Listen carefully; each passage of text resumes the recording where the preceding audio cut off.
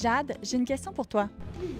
C'est quoi l'erreur la plus fréquente que vous voyez en peinture? Souvent, les clients vont plus opter pour une bas de gamme pour économiser, mais après, ils ne sont pas forcément satisfaits du résultat, de la texture et le fini à long terme aussi. Fait que je recommanderais de tout de suite aller vers la haute gamme si vous avez le budget. Jade, j'ai une autre question pour toi. Est-ce que vous avez des peintures adaptées selon les pièces?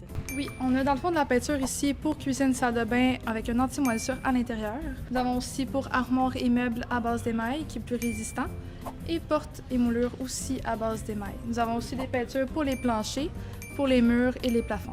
Jade, j'ai une autre question pour toi. Oui. Est-ce que tu as des finis recommandés selon l'usage? Oui, dans le fond, souvent ce qui est recommandé, par exemple, pour le plafond, c'est le mat. Pour les murs, c'est du velouté ou coquille d'œuf. Puis pour les moulures, c'est du perle.